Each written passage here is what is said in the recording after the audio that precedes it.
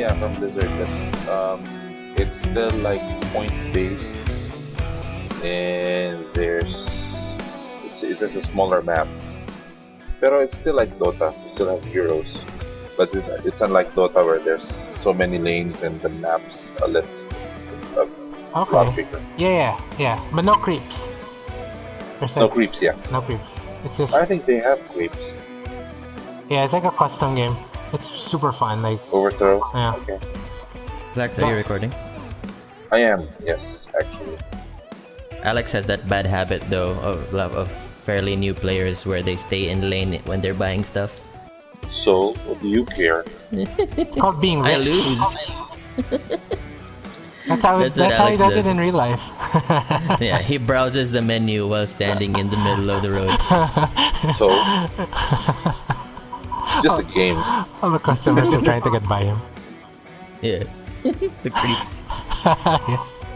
I'm protecting him from all the creeps, but While I'm browsing the menu, I'm reading the descriptions for each item. yeah. There you go. How do tangos work? It's a tango. Does it make you dance? Yeah. Jad one time we were having a late night game because everybody was sleepy. She was she was defending the wrong tower. She was defending the enemy tower. Why did I die? She was wondering who's hitting me. What's going on? It's a traitor! Yeah. It's me! Look at my ID! Alright. Hold on, checking out some notes. Welcome back to another episode of Tres Comic Carols. This is episode... this is episode 35 of the #1 comics review and discussion podcast in the Philippines. My name is John. With me this evening are Alex Hello, good evening. and Bitch. Sweet Christmas!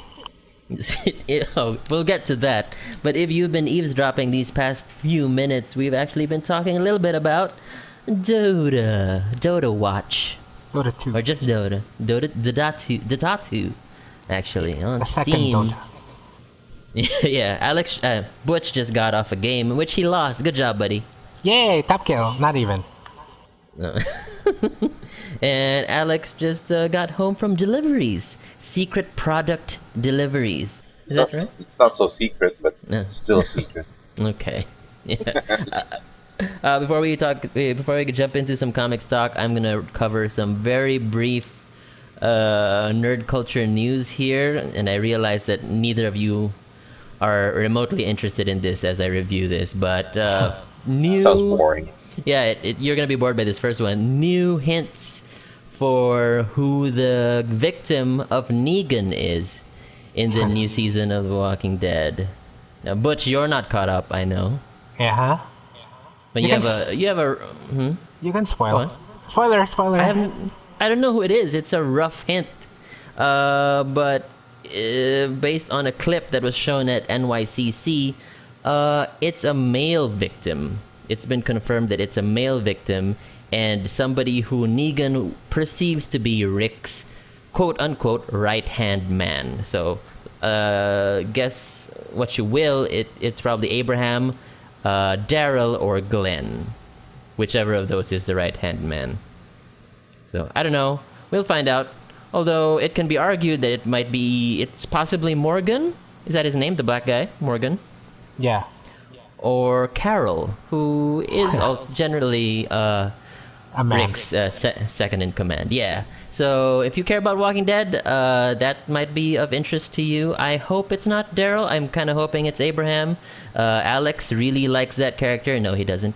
But it'll be interesting to find out how that turns out. Another bit of news here is Fantastic Beasts and Where to Find Them has been confirmed to have 4 more sequels in the works. Holy That's crap. crazy. It's gonna be What? a series of 5 films. Yeah. Is the movie? Yeah. Fantastic Beasts and Where to Find Them is the Harry Potter prequel, I believe, starring Eddie Redmayne from Jupiter Ascending. And yeah, He I'm was not in a big Jupiter Harry Potter Ascending? fan. Yeah, he was. He was the bad guy. He was the bad guy Holy from crap. Jupiter Ascending. Yeah. Cor- And I don't know if that's any good. I'm not a big Harry Potter fan. I don't know if you guys are, but whoever is a Harry Potter fan will be happy to know that there are 4 more movies coming. 4 more, like we wanted them. Other than that, you guys watched the show this week, right? I watched a bit of it. Did you get to check out Luke Cage, Lex? No, not me. I haven't watched it yet. Not a bit?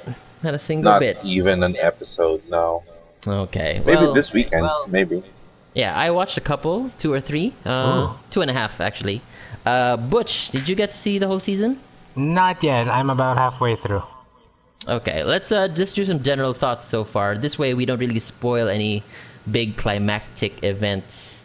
I know EJ is in love with this show, and he also enjoyed Jessica Jones quite a bit. Now tell me a little bit about Luke Cage, guys, for the listeners who haven't checked out the show yet. The character, you mean? Mm-hmm. It's interesting. I never. He's a black guy. He's a black guy. He's really, really. This show is very black. to be honest, it's a lot of Steeped black in references. black culture. Yeah. Interestingly, I did not know Luke Cage's backstory until watching this show. So I don't know if this is faithful to the comic books, but he's a very super strong, bulletproof character who, in the comics anyway, is his thing is that he's a hero for hire, meaning he'll do whatever you want for a price. I don't get that vibe from the show, but that's what he's known for. He's only a hero for hire when he's in a group of other street level heroes, right? It's him and Like Iron Fist. Iron Fist, supposedly, yeah. No, he's not a hero for hire on his own. Or was that... Well, I redact that statement. That was actually the subtitle for his first book, right? Yeah. Luke Cage, that was hero his for thing. hire? Okay. Yeah, I'm completely wrong. He is supposed to be a hero for hire on his own. But you're saying you don't get that vibe? He's more of a traditional hero, and he's selfless. He'll do. He doesn't need a paycheck. Well, at least for the first half of the series. Oh, hint. Man, I don't know. I don't know what's gonna happen. Okay, he takes all the money in the end. He's the main. He's the new kingpin, actually. Are you enjoying it? It's all right. Not as good as Daredevil. Not as good as Jessica Jones. It's plotting, which is common for all the Netflix series so far. I'm hoping it'll get better in the second half because that's what happened with Jessica Jones. I know you guys, you John, weren't really into it, Jessica Jones, but Me too. and you too. But Jessica Jones got really good towards the end, and I'm hoping that's what's gonna happen with Luke Cage. That's such a big investment, though. I mean, I know. you mentioned your words to me like, wait till the 8th episode. Yeah. Like Yeah. 8 hours and to see the last 4 episodes. You said, and then the Something last like 4 that. episodes are good. Yeah, so it's like 2/3, 1/3 of this whole thing is good. It's like the Star Wars movies. Ooh. Wow, that's third. Yeah. But Luke Cage. Let me tell you my problem with this show so far, and I'm only 2.5 episodes in. He has bulletproof skin, right, Lex? Yeah. And to some extent, he has super strength, so he can lift. Oh yeah. He can lift washing machines like they're cardboard boxes, and he can lift cars. Maybe not throw them, but he can definitely lift a car. In Jessica Jones, she had a similar power set. She had super strength, and she was somewhat indestructible or invulnerable, I guess. But Very badass. badass. The dangers there were heightened because her super strength had no defense against mind powers or mind control, which was the main ability of the Purple Man, the main villain of that series. But here in Luke Cage, he's literally bulletproof and super strong, and his bad guys just have guns. So I feel like it's an exercise in unthreatening what's the word for it? It's an exercise in futility on the part of the villains when there isn't a clear, tangible threat to the hero. Like what's going on here? Like, how are we supposed to? I know we're supposed to root for him, but to some extent, I want to worry about him too if I'm gonna be engaged by this show, and I just don't see that. What has you hooked so far, Butch? Why are you engaged? Well, in regards to that, something will happen around episode 8. No, just kidding. God damn. Well, the villain. Actually, it's interesting because I can't remember what episode they talk about. Someone tells him, like, "Oh, Luke Cage is bulletproof, right? Then you can drown him, you can poison him." And then like they list down stuff that you can do. I'm like, oh yeah, but hurt his feelings. But so far they haven't. Well, something happens, so this is the Marvel universe. It's not just bullets. People, things escalate. Well, in the first episode, they do show they do show a hint of like explosive rounds, armor-piercing explosive rounds. So maybe those will come into play. This is really not a spoiler. But maybe that'll come into play later on. Hopefully it'll come to play. I like the cast.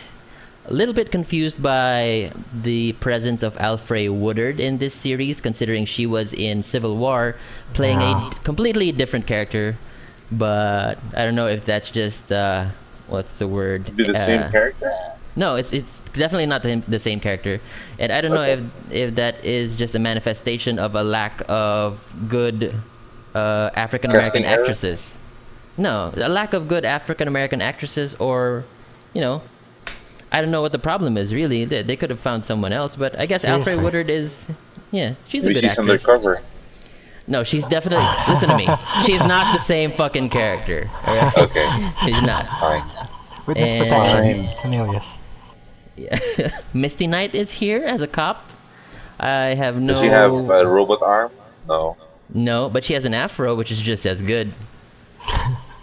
But does she have a robot arm? She has a robot afro. How's that? Ooh. But does she have a robot arm? Afrobot. Well, maybe she loses her arm in this season, and she gets a robot arm later on. What do you think about that? Sounds possible. I haven't spotted any Easter eggs yet, aside from a mention of the incident from the first Avengers movie. But I think I've gotten to the point where I don't really care about references to prior movies anymore. I would rather have references to things that come later on. To be honest, go on, Lex. Hold on. I'm just thinking. Perhaps a lot of some fans might not be fond of the Netflix series because they're portrayed differently than the comics. Because Daredevil and Jessica Jones, I've only watched one episode.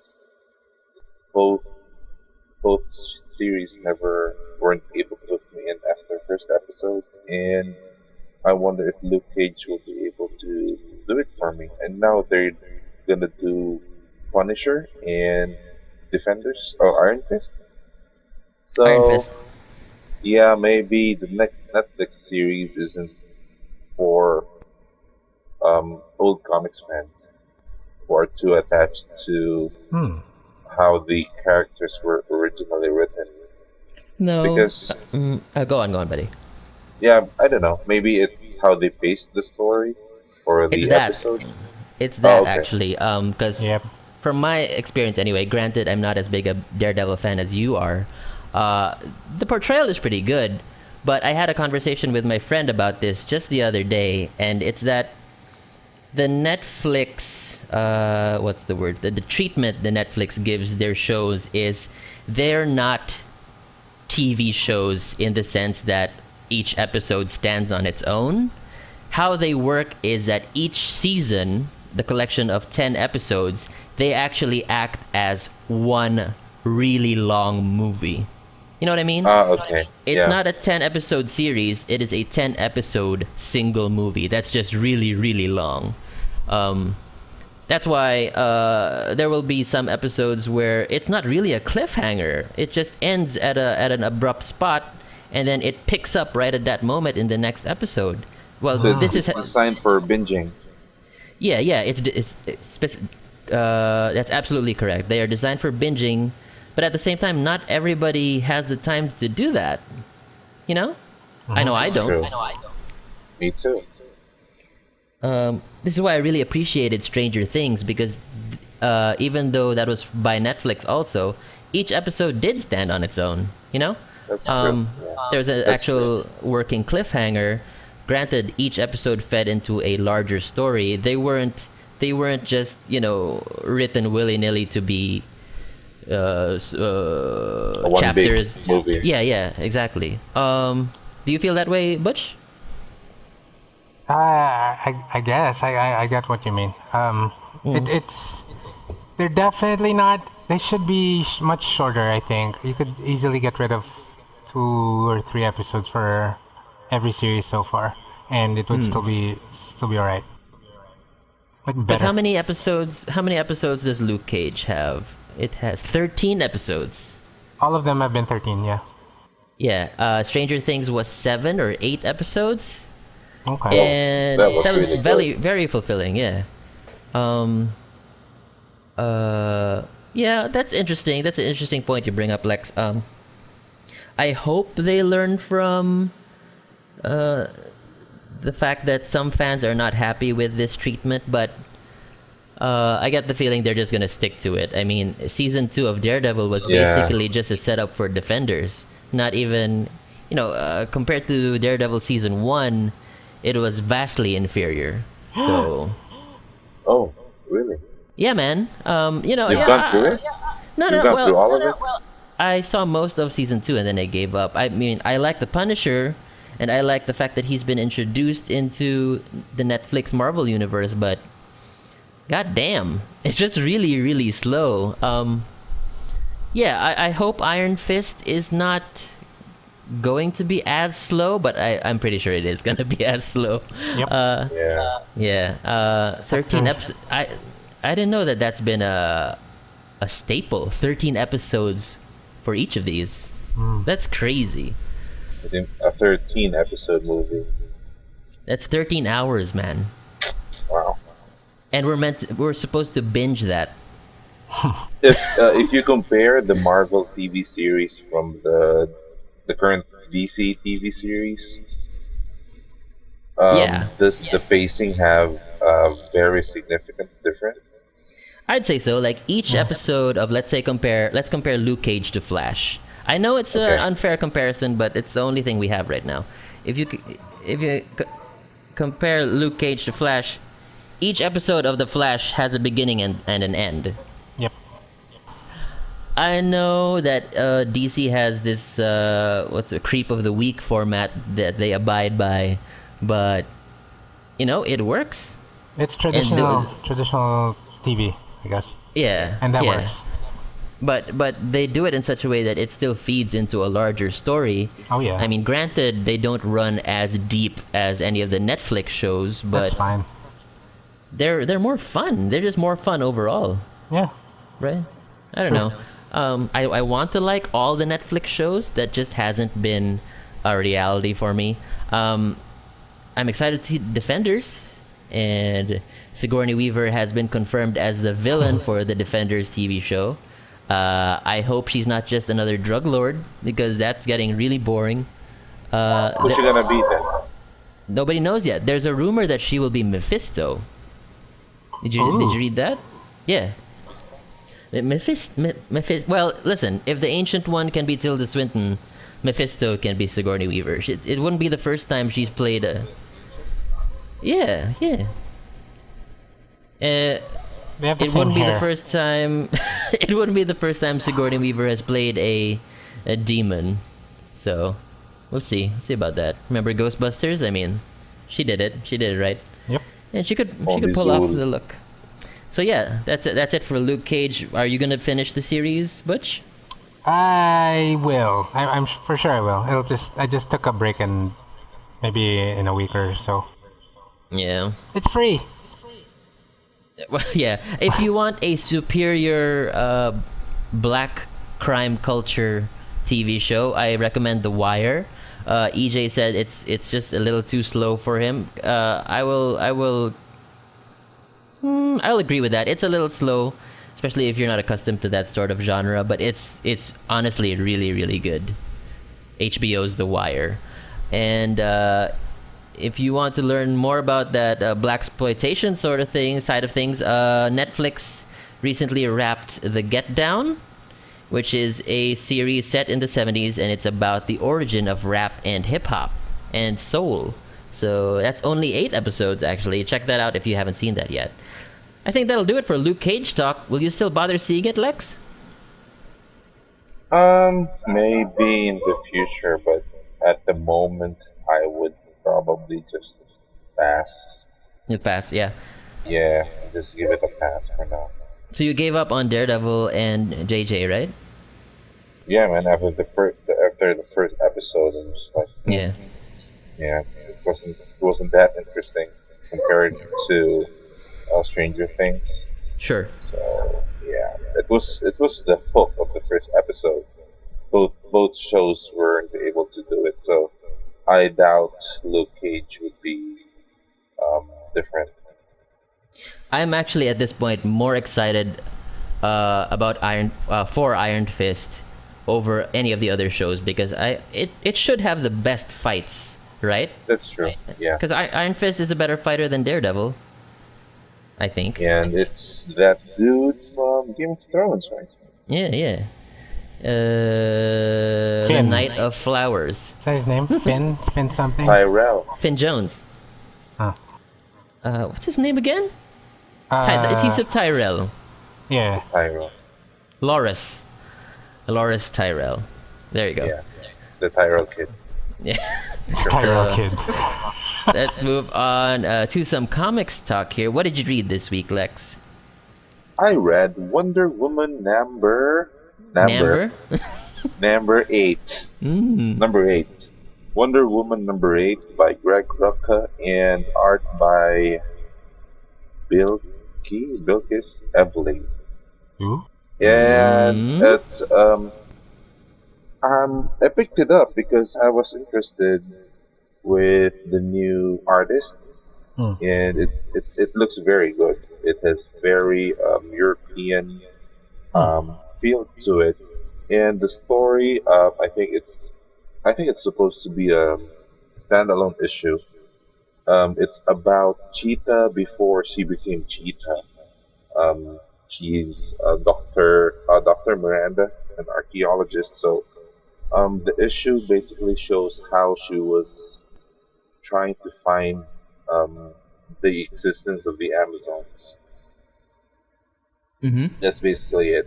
At the end, um, she it appears that she was betrayed or she was believing in the wrong thing. I'm not very well versed with the history of the character, but I'm thinking that it was a turning point into her becoming Cheetah. Because in this issue, she's still a human. So I was more attracted by the art, and I was hoping that they would feature more artwork by this artist in the future issues.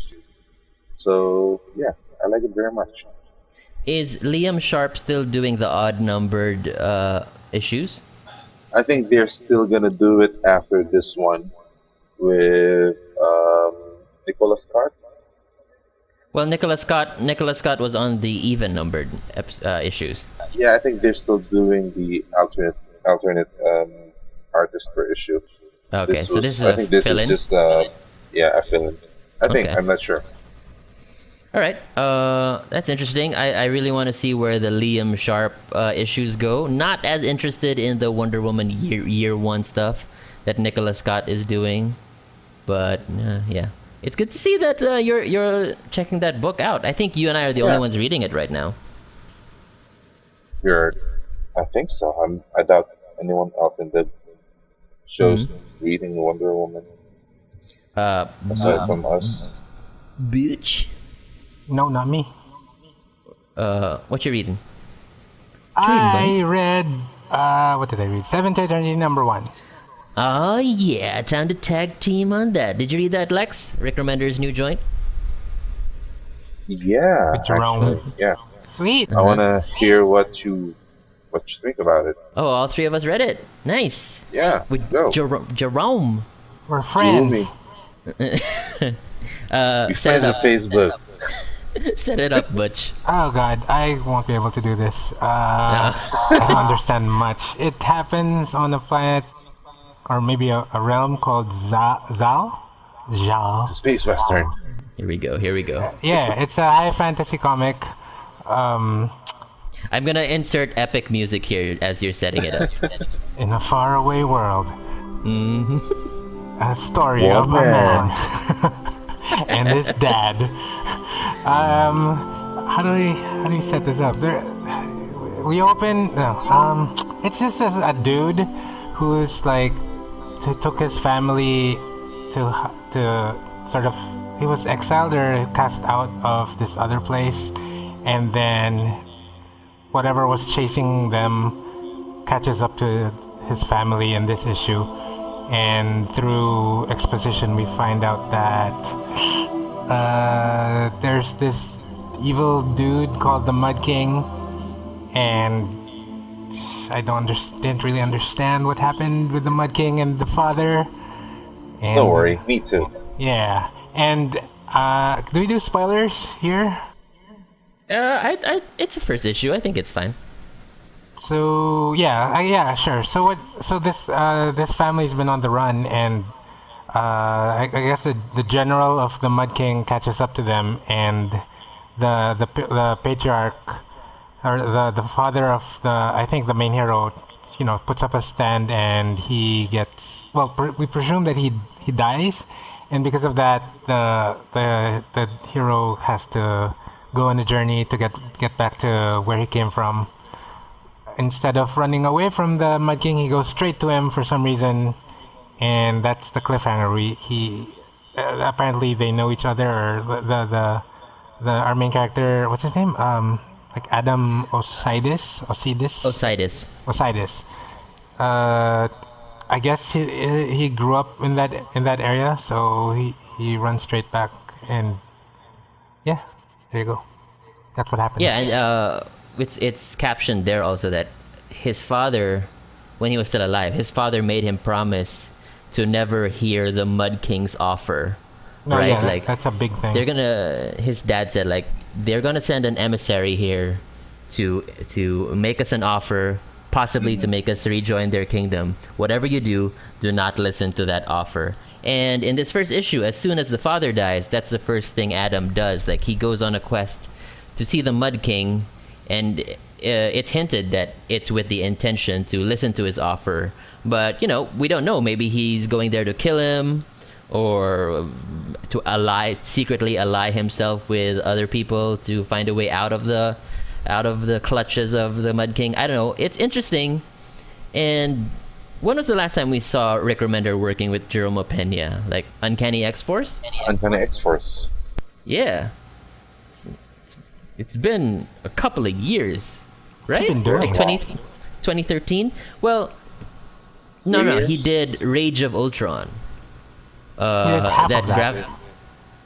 Also with these two. They did Rage of Ultron, which is a graphic novel that came out last year, coinciding with Age of Ultron. It had nothing to do with the movie, really.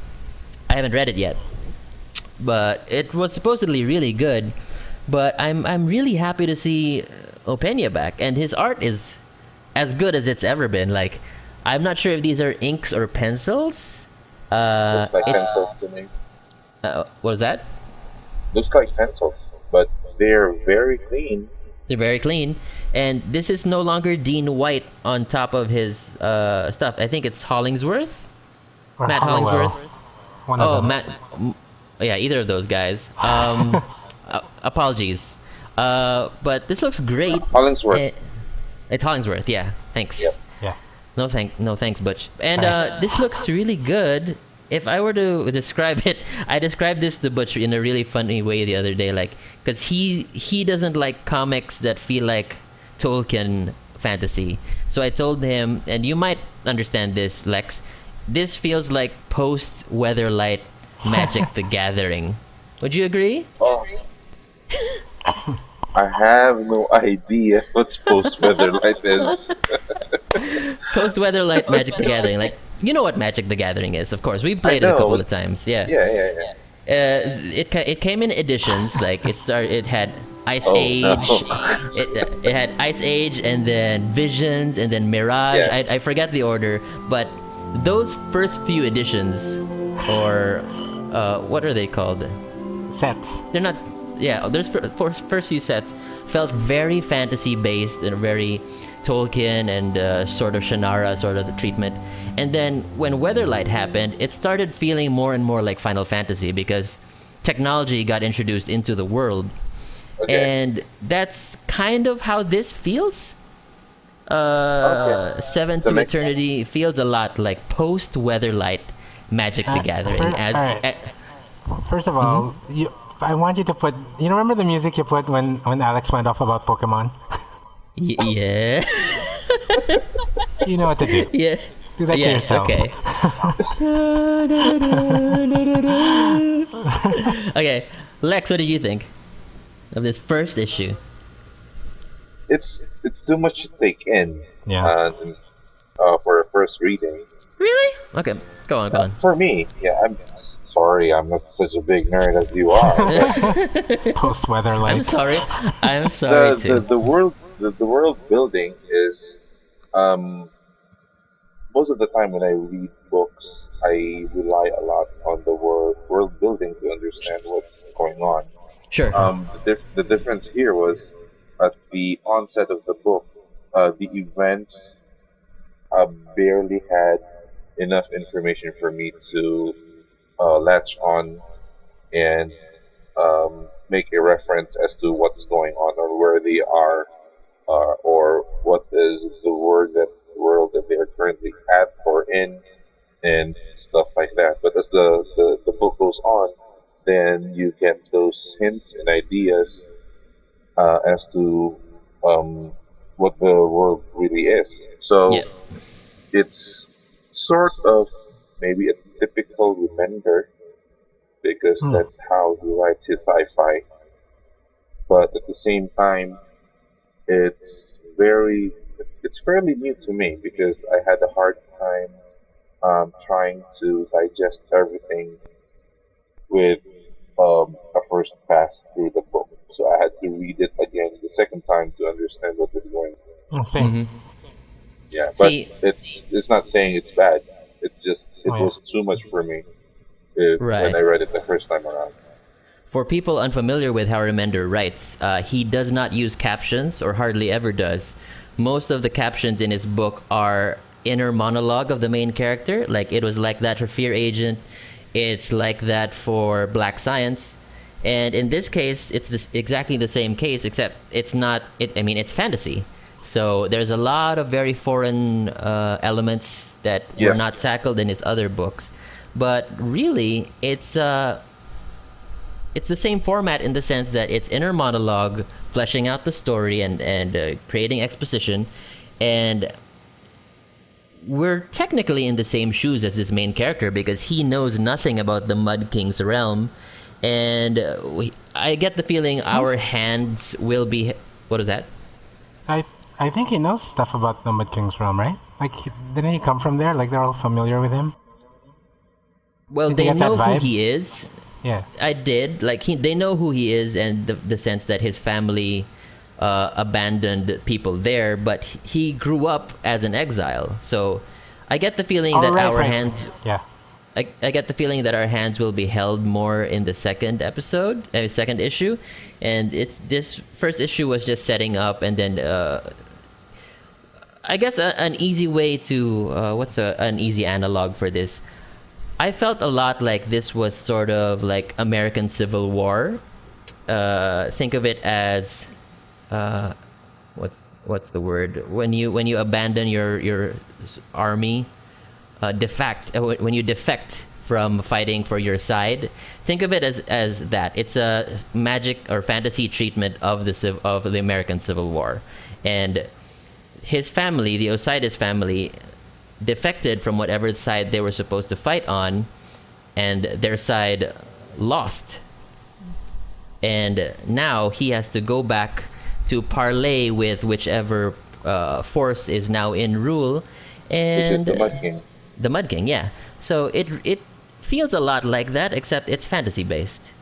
But like I said, just to give you an easier time, just keep in mind that this is all inner monologue of one character, no captions whatsoever, and just let it wash over you. Like I, for one, really love the way Rick Remender writes, and even if the story is unclear at this point, That's true. I mean, the art is enough to keep me here. Like, Oh, yeah. this looks amazing. Hell yeah. That spread, man. That spread with all the weird creatures. I was like, holy shit! I want a poster of that. I hope they make like an artist proof. What do you call it? An artist edition of that. Oh yeah, and So this is good. Image, by the way.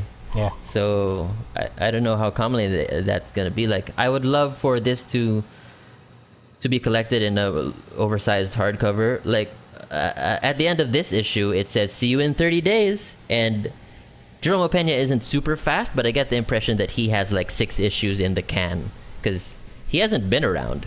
Probably. 5 yeah. or 6 issues in the can. Like, the first arc is probably done or close to done. So I'm excited to read the rest of this. You guys should be too. 7 to Eternity. I don't know what the title means yet. Yeah. But I did count how many members there were in his family, and I saw that there were 7. There were 7, so I tried to do could that mean, yeah, so it could mean that, you know, it's gonna be the 7 of us till the end of time, something cheesy like that. But whatever. What else did you guys read? Shade the Changing Girl. Oh, that's out. Cool. Yeah, it's a book under the Young Animal line from DC.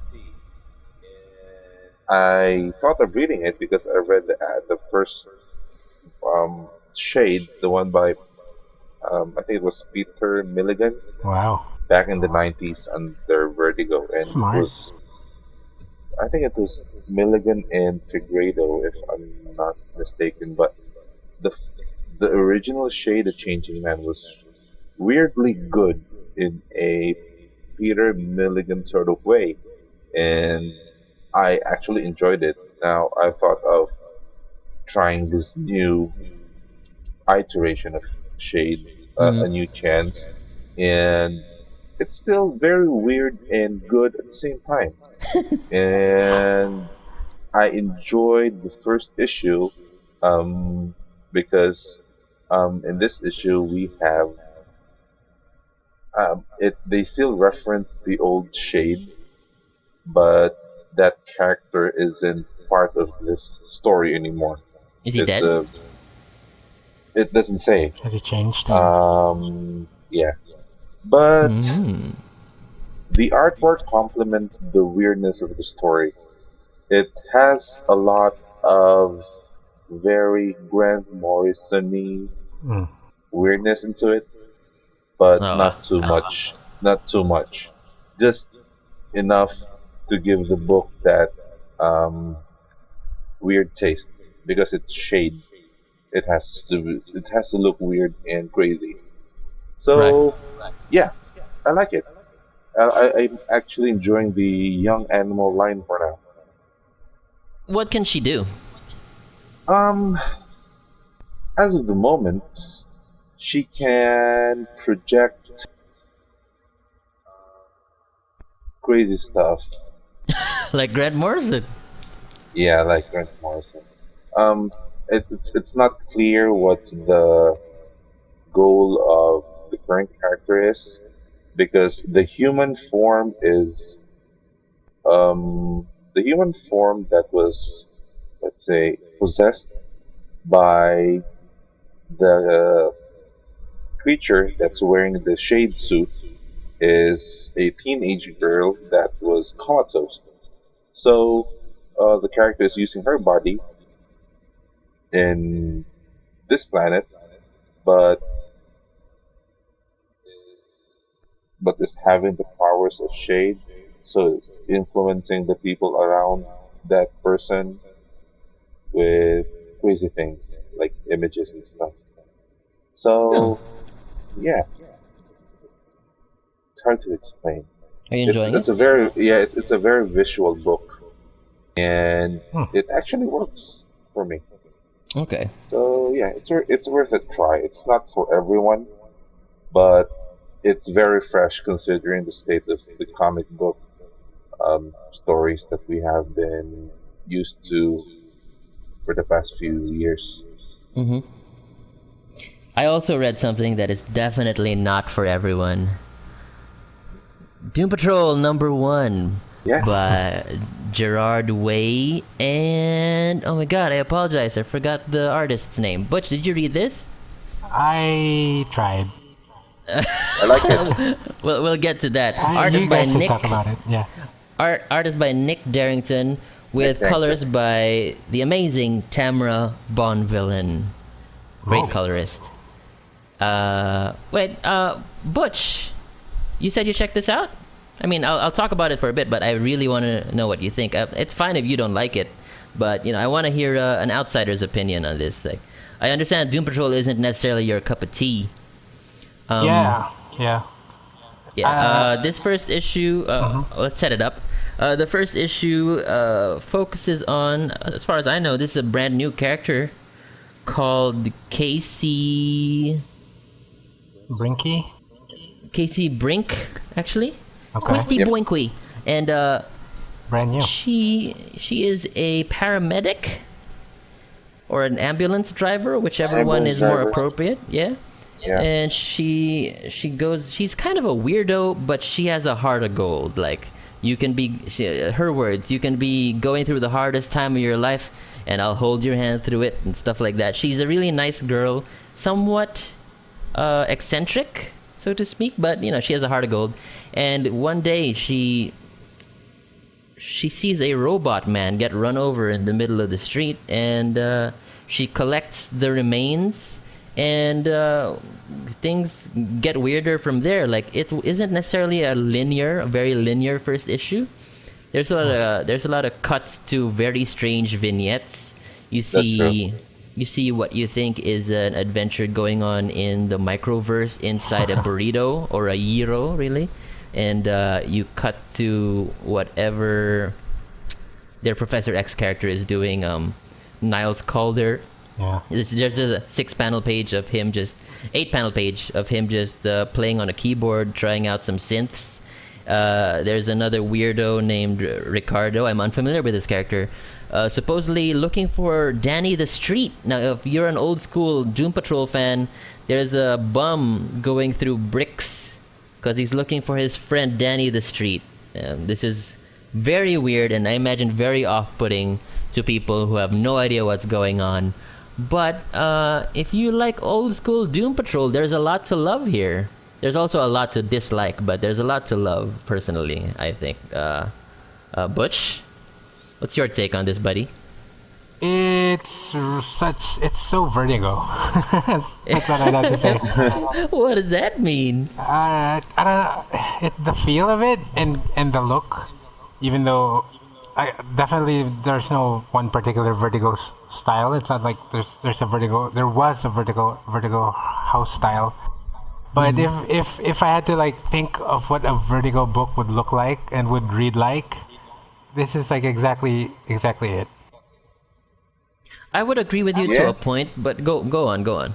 It feels like, I don't know, what's his name? Maybe the art of, what's his name? Phil Bond, is it? Nick Darrington. No, the Phil Bond, the artist who Phil Bond, drew the artist. a bunch of Vertigo books. Mm-hmm. It's like it reminds me of that exactly. And Philip Bond. yeah, that guy. He did like I see. Angel and the Ape and stuff like that. Sure. So I don't know. It's not my thing for sure. Even though I like theme books, it's Sure. just the non-linearity was interesting, but it kind of threw me off. And the art is good, but it's just not my thing. Gotcha. I mean, the team doesn't even show up as a team in this first issue. You don't see them together at all. If you guys saw or read Flex Mentalo, it's sort of that sort of a mind trip, really. A lot of short, seemingly unconnected vignettes, and they might, I wouldn't be surprised if they actually don't end up connecting. Well, but we'll see. What did you think, Lex? I liked it a lot, Mm. and I've been a fan of Gerard Sue's work ever since he did Umbrella Academy, Mm. and this book, although it's very non-linear, but I enjoyed the fact that they introduced those separate vignettes in the book, and hoping that it might open up to more exploration for each character in the succeeding issues. I like the So weirdness. that's, yeah, it's very weird, but not in the Grant Morrison kind of weird, because that's too weird. Yeah, You well, get what I mean? It's yeah, just, Gerard. it's just, yeah, it's just Gerard's way, or it's just that enough amount of weirdness, but still makes it enjoyable. I love when you call it Gerard's way, like his way of doing it. It's his way. Yes. He has identified himself as uh, a student, so to speak, of Grant Morrison. Mm. So I'm not surprised that they write similarly, or he writes similarly to Morrison. Uh, just to root it a little bit, I actually think that this main character, this Casey Brink character, with how lighthearted she is and so uh, carefree, I guess, she feels a lot like Scott Pilgrim from the Oni Yeah. books. Yeah, yeah. So if you That's listeners like Scott Pilgrim, I don't think either of you has read Scott Pilgrim. I read a few. Yeah, it sort of feels like that. It feels like Scott Pilgrim in Vertigo, if that makes any sense. And Um, weird stuff going on. mhm. I'll probably follow this for the rest of the series. I don't know if this is gonna be a mini, but I really like it so far. And the last two pages set up possibly, the big bad of the series. I have no idea what's going on, but I like it. It's fresh and weird enough that I'm very intrigued. Yeah, the freshness and weirdness is what dragged me in. Yeah, like I had a conversation with Butch the other week. Like, have you heard of Sea Guy? That's really weird, Butch. Yeah. It's by Grant Morrison with art by Cameron Stewart, and then all you did was laugh at the title because it's pretty ridiculous. Sea Guy. Um, this feels a lot like that actually, like the randomness. So, for any of you fans who enjoyed Sea Guy, I'm pretty sure you already have this. You already have Doom Patrol #1. Don't forget, guys, that you can actually subscribe to Trash Comic Caros on iTunes and Stitcher, and you can follow us on Facebook, and you can see new updates there. We are also proud members of the Comics Podcast Network. Now, I don't have a particular panel discussion here. Alex was talking about Alex, you want to talk about what's this? Why I couldn't finish the first issue of 100 Bullets? Oh yeah. That's true. The other day I was mentioning that Eduardo Risso and Azzarello released a new book, Moonshine. Moonshine. Moonshine. Yeah, Moonshine. And um, I was expecting most of us, or most of the listeners, or most of the people I know who read comics, like Azzarello and Risso's 100 Bullets. Apparently, Butch couldn't get past the first issue. So, I broke you. yeah.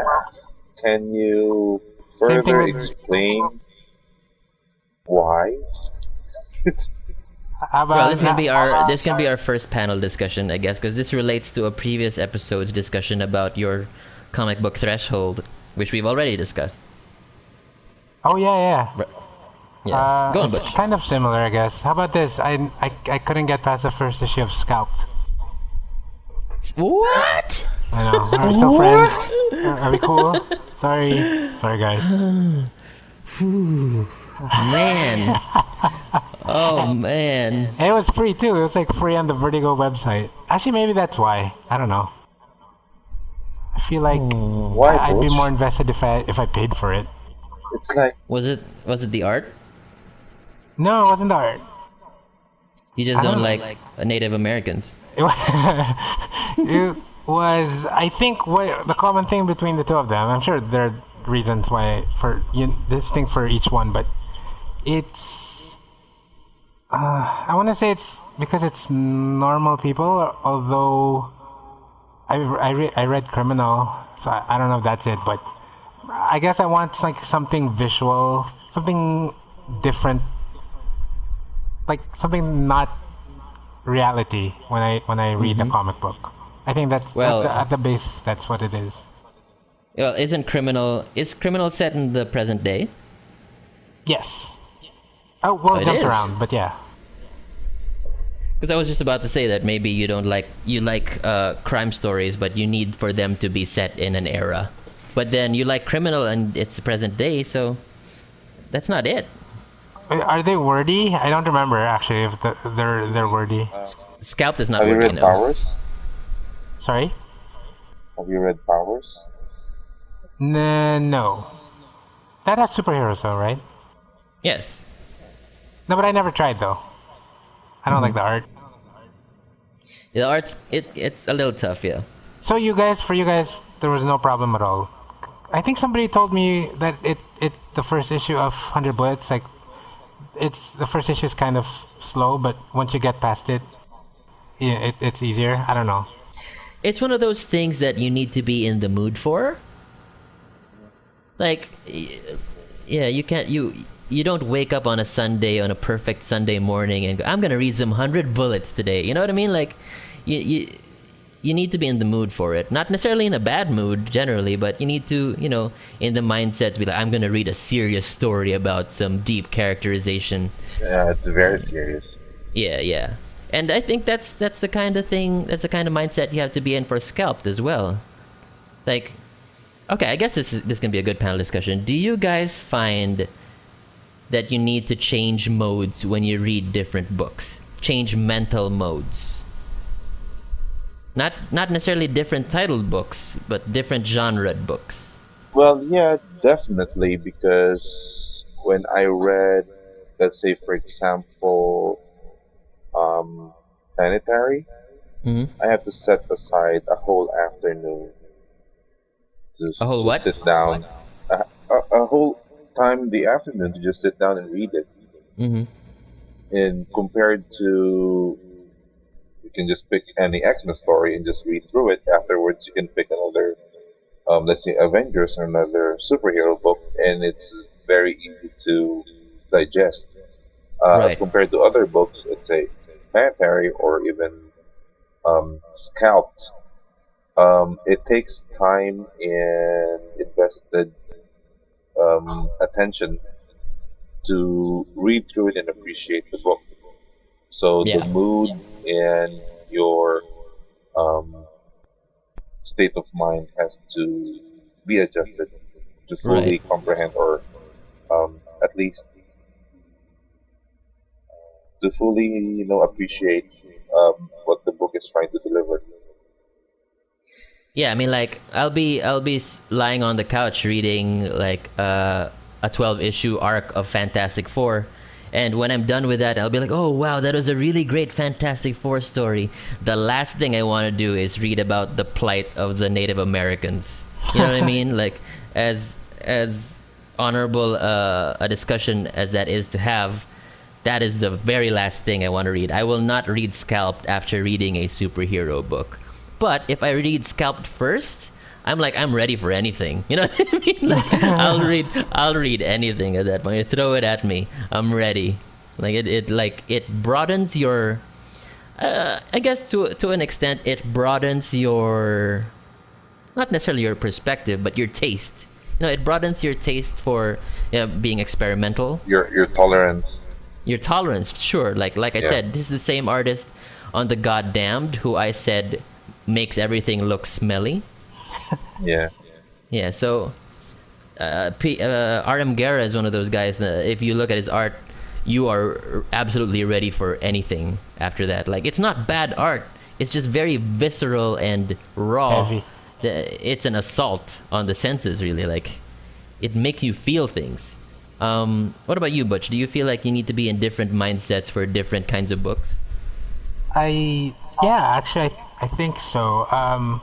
Even though I think out of all of us on the show, I probably stay within my lane the most because mostly I just read, superhero stuff. But like even in other things, actually, like even earlier today, like I had like a bunch of superhero TV shows lined up. And I was like, should I be watching Luke Cage or there's the new episode of Supergirl or the new episode of Legends of Tomorrow, and Yeah. I feel like Luke Cage is like a little bit serious and heavy. I just want to relax. A little so, bit. A little bit. Yeah, well, definitely compared to the Berlin the what do you call them, the WB TV shows. So I'm like, okay, let's watch Supergirl fly around. It's fun. Yeah, so you're saying that as long as you're reading superhero books, like you don't need to change your mindset. Like you can read any Marvel book after any DC book, and it wouldn't matter to you. No, actually, no. That's what I'm saying. It even in within the superhero realm. Oh, like, right. You have like heavier things and lighter things, and just my usually I'll go for. I always want to relax. I read comics mostly to relax, and any kind of form of entertainment. I always choose a sort of a lighter thing, the easy breezy thing to read or to watch. Sure. Okay, so let's say, because you have made no secret of the fact that you love Planetary, right? Oh, yeah. And you love Hell yeah. what's it called? Global Frequency. So let's say you have the last issue of Global Frequency and the last issue of a Cloak and Dagger miniseries. Which of those would you read first? Jesus Christ. You son of a bitch. I just want to see what you gravitate to. Is what I'm asking, really. My mind's saying one thing. But my body, My mind's telling me no. Exactly. My body. Yes. Probably. Probably Global Frequency, just because it's. You heard it here first, guys. You heard it here. It's like a light thing. It's just it's done in one, even though that's the one issue that references the other issues of Global Frequency. Hey, Butch. Yeah. Slap in the face, the Cloak and Dagger. Slap in the face. I Take deserve that. that. I do. I need to take a bath. Oh, wow. So, if there were just more good sci-fi series, you would actually gravitate to that stuff. You would pick that stuff over superhero books, is what I'm surmising here from this discussion. Or no, lighter. Like I said, like that's the thing. Lighter. Like Global Frequency is such a light read. Okay. I guess that's the in terms of the panel discussion. That's my takeaway, is that I always choose I want to relax. I don't want to be engaged too much. Yeah. And those were done maybe in that's ones. Exactly. Maybe that's why I didn't finish that 100 Bullets issue. Oh, yeah. Like, for 100 bullets, in for a penny, you're in for a pound, quite literally. Because if you're going to commit to that, you're going to commit to 100 issues. That's literally, you need a flowchart for that shit. Yep. I still haven't finished it. There's a point in the series where you have to trace each character's storyline so that it will just make sense. Yeah. Yeah. So a follow-up question to this, I guess, like, all right, so let's say you read something that works in line with the mood that you're in. What would you say are books that are in the same Venn diagram but not necessarily in the same universe. Like, if you're reading your favorite Marvel book, what would be favorite good pairings with that? Like, I don't know what your favorite books are per se, each of you. I think it's. You don't know my favorite book? You know my favorite book.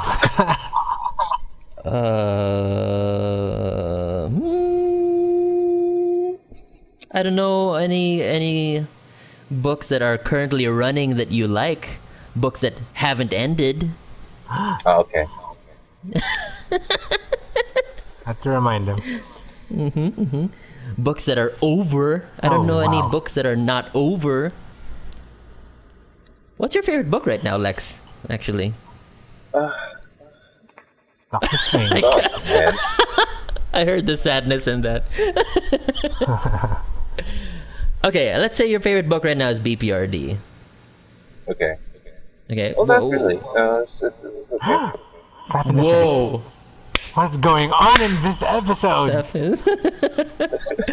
Whoa. The first, there's Butch abandoning Cloak and Dagger. Now there's Alex abandoning BPRD. Stuart Immonen's not that good, guys. Stuart Immonen is not that good. You shut your mouth. Just say.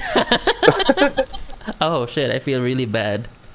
Okay, Lex. Sure, okay, go. Yeah. Okay, what's your favorite book right now, and what is in the same Venn diagram as that? Like, what does it put you in the mood for? What do you mean? I don't get it. Like, every time I pick a Hellboy or BPRD book, it's like Here we go. eating ice cream. Oh shit. It's messy and melting. Yeah. It's sweet. It makes your teeth hurt. All right. Okay.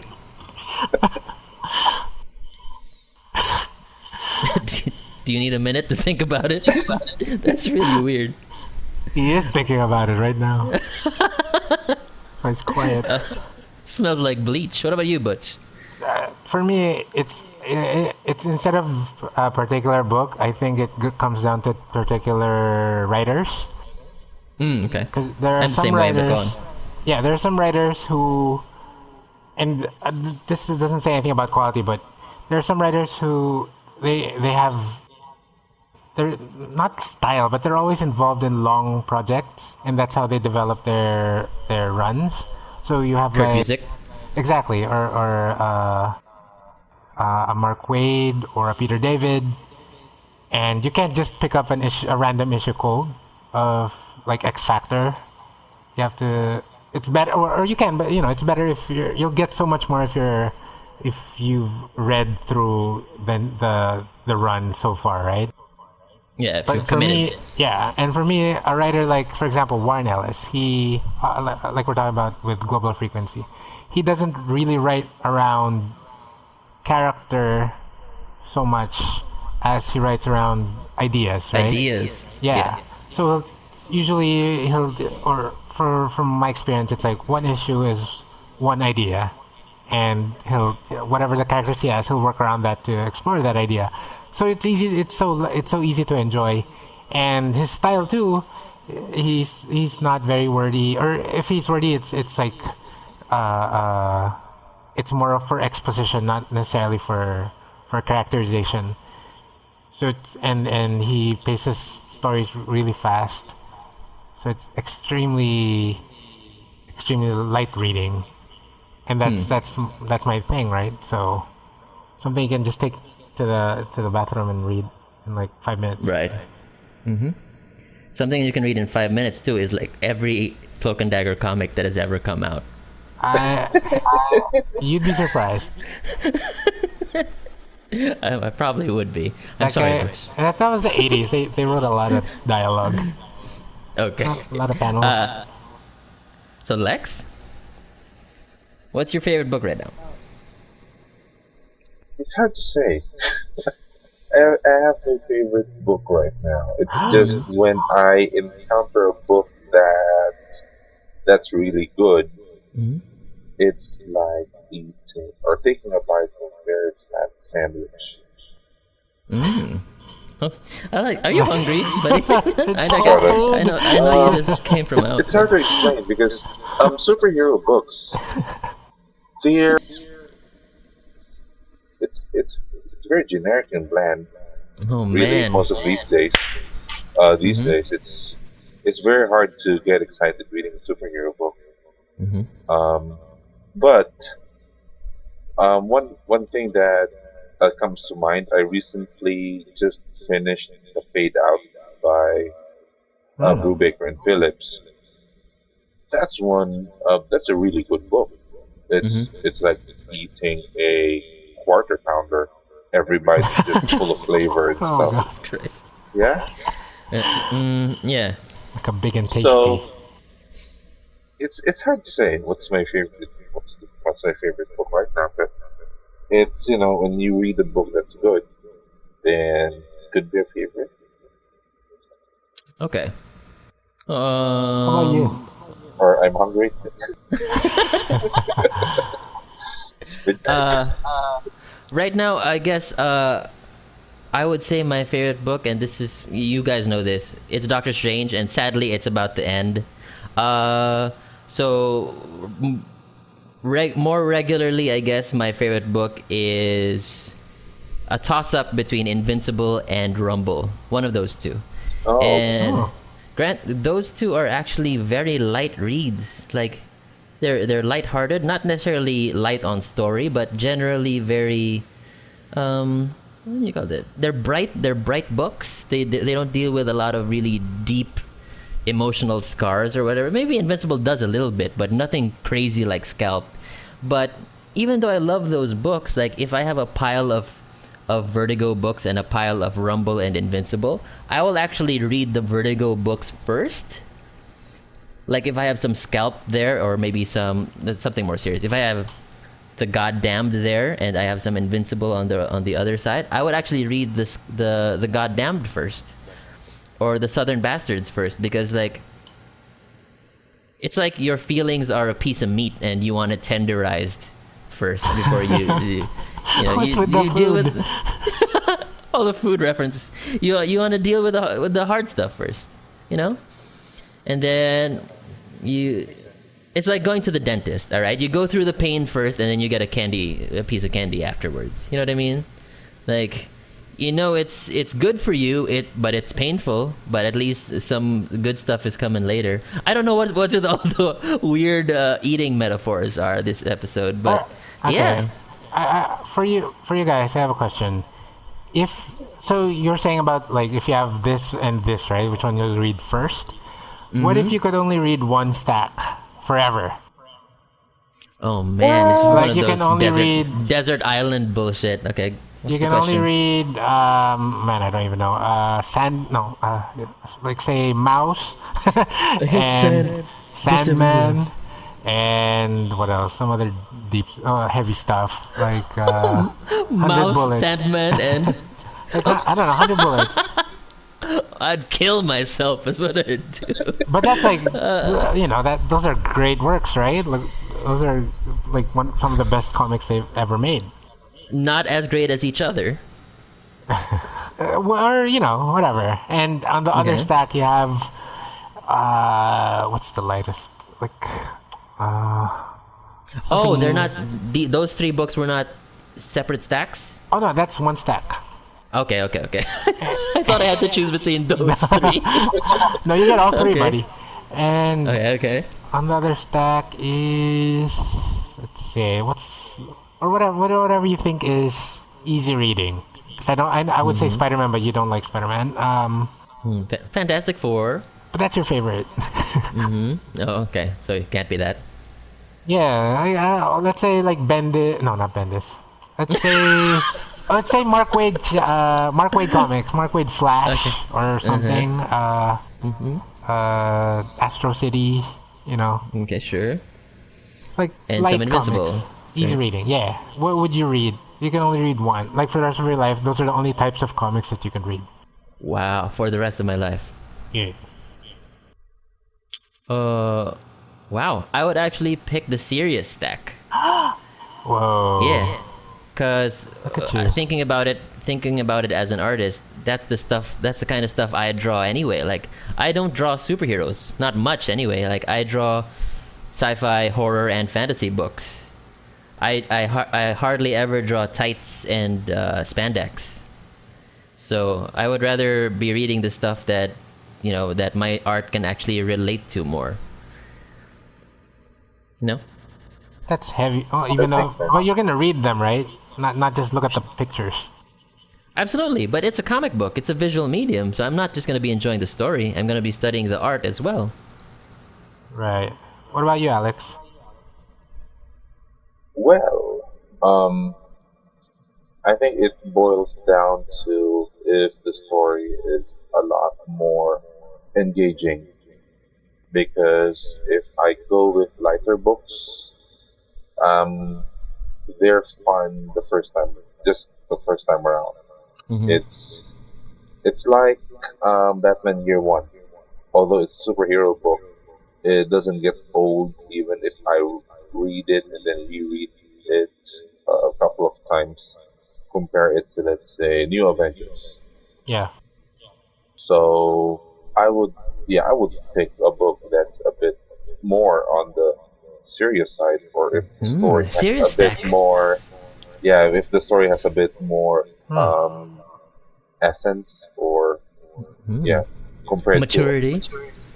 compared to reading a lighter book, because that's very easy to digest, and then afterwards you're just gonna get tired of it, as compared to a book that has a more serious side to it. You can just reread it all over again, and I don't know. Yeah, just like Batman Year How, One. That's my example. how do you feel now, Butch? Oh no, I'm still for the rest of my life. I'm gonna stick with the shallow stack Wow. forever, Amazing. dude. Because that's why I read. Wow. I guess we get different things out of comics. Yeah, Even it all though, depends on what you're after. yeah, I want nothing. I want something that's weightless and I can move on. Wow. See, that's a this is an interesting conversation because that's the fundamental. That's a fondle. Oh, Fondle bundle. Yeah, no, that's the fundamental difference between you and me, I guess, as artists. Like, I want art, or I like art that affects me. Either it makes me sad or it makes me feel bad. Like, I want to read Neonomicon because it makes me uncomfortable. You know what I mean? Like, Right. I like reading Crossed because it elicits a physical response from me, whether it's disgust or horniness. Fondles Like, you. yeah, it fondles me. Like, I like disturbing stuff from my art, so I want to be able to replicate that feeling later on in either in the art I create or in the art I consume. But not everybody needs to be like that. That's fine. That's just the kind of person I am. Yeah, for sure. And you like stuff that lets you escape, is what you're I saying. definitely don't. Well, I think it's escapism either way. Yeah, definitely. But yeah, I definitely don't want to be disturbed by anything. Like even in, I was just thinking like while you were talking about that, when we talk about video games, that's why I don't play like survival horror games, because it's like stressful. Yeah. Oh, Like Definitely. really? gonna run out of like ammo or whatever, and so I think in all forms of entertainment, I always want something very, very shallow. And I think Alex is like you. The two of you are kind of the same, I think. I don't know. I'm not gonna speak for him. Yeah. Lex. Maybe some similarities, but I still don't like Third Eye Blind. Yeah, I don't listen to Third Eye Blind to escape. That's for sure. I listen to it. I listen to that sort of music more for nostalgia than anything else. But yeah, I think this conversation boils down to where do we want to escape to? Like to a place of comfort and bouncing balls, or to a place of spikes and burning things. Yeah, and guess. the listeners chime in. Wanna Yeah, hear. interesting. This got deep, guys. This Or got shallow. fucking deep. Or shallow. Yeah, and considering we started at what, ice cream? This I like it. I like it. That'll wrap up episode 35 of the Trash Comic Arrows. Thank you very much for joining me this Yes. evening, Alex and Butch. I know it's pretty late. It's midnight. It's past midnight, actually. Time to Uh, Thank you for listening. viewers, and I know you're not viewers, to this episode. If you like this, join us again next week. I think EJ is gonna be able to join us. He said he wanted to talk champions, to talk Fondle. And I'll do it. I'll get back to work over here. I know you guys have a busy night. Alex had a long day. Thank you guys, and we love you. We love Bye, you. guys. Enjoy your ice cream. Fondle. Cool beans.